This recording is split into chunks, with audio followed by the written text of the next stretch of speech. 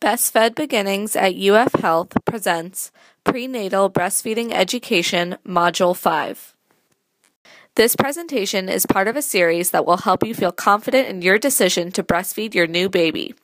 This unit focuses on getting off to a good start. Remember that breast milk is the perfect first food for your baby. Breastfeeding helps you develop a special bond, and it also helps to protect you and your baby from illness.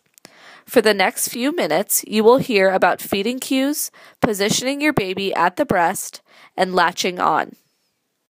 The other lessons in this series have focused on getting breastfeeding off to a great start.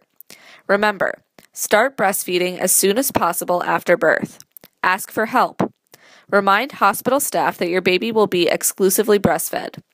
Keep baby with you in the hospital room.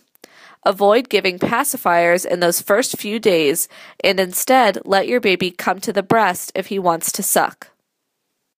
There are many different ways you can position your baby for feeding. Let's discuss some of the possibilities. In any position that you use, it is important that you support your baby's head and your breast. You will need to use pillows in the early days to lift baby closer to your breast. This is the cross cradle hold. It is a favorite of new mothers because it gives extra head support and positions baby in a way that makes latching on easy. If you are feeding from the right breast, use your left arm to support baby's back and use your left hand at the base of baby's neck to support her head. You can then use your right hand to hold your right breast for proper positioning.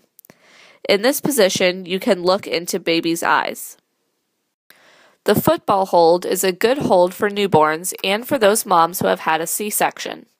Baby lays on his back underneath the breast, with legs and feet under your arm rather than across your lap. You can use a pillow to lift baby closer to you and use the palm of your hand to support baby's neck. The cradle hold is an easy, common hold that is comfortable for most mothers and babies. This hold is good once baby is a few weeks old because baby needs some neck strength to control her own head. In this position, hold your baby with her head on your forearm and whole body facing yours. The side-lying position is useful for mothers who had a C-section or to help any mother get extra rest while the baby breastfeeds. Lie on your side with your baby facing you. Pull your baby close so you are belly to belly. You will need to make sure that the baby's nose is close to your nipple to achieve a good latch. For the biologic nurturing position, start in a comfortable semi-reclined position where every part of your body is supported, especially your shoulders and neck. Then lie your baby on top of your body so that the baby's head is somewhere near the breast. Your baby should lie on her tummy with her body tilted up and she will find your breast. Now that you know some of the feeding positions, let's talk about latching. First of all, try not to get discouraged. Some babies latch right away while others take more time, but most babies that come to the breast within the first hour will latch on well. To help your baby learn to breastfeed, tilt his head up so that his chin is off the chest. This will make it easier for baby to open wide. Next, you will brush your nipple from your baby's nose down to the lips. Your baby should take a big mouthful of breast when he starts to feed. There are many signs you can look for in a good latch. Make sure your baby's lips are turned out, with only the inside of the lips and mouth touching your skin. You may feel a slight stinging as your baby first latches on, but after 10 to 15 seconds, it should feel more like pulling and become more comfortable. Depending on the size of your areola, you should see little or no darkened area when your baby is latched. Baby should begin sucking in a pattern of 3 to 5 sucks, followed by a break for swallowing. Remember, follow your baby's lead. Pay attention to feeding cues and feed whenever and as long as she wants.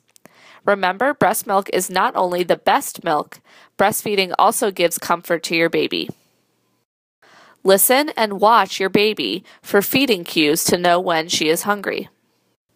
Your baby will tell you he is hungry. It will take some time to learn these signs, so watch baby closely. Some of the signs of hunger are when your baby puts his hands to his mouth, makes a sucking motion with his lips, or sticks out his tongue.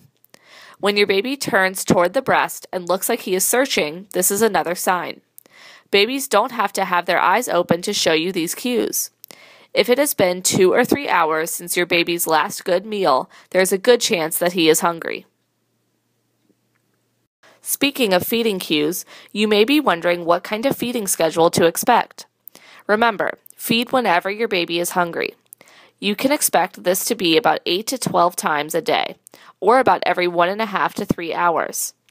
You will know if your baby is getting enough milk by counting their wet diapers. You can expect about the same number of wet and dirty diapers as your baby is days old, until day 5 when the numbers increase. In conclusion, plan to breastfeed early and often, and let your baby breastfeed as often and as long as she wants. Ask for help right away if you are unsure of how it is going.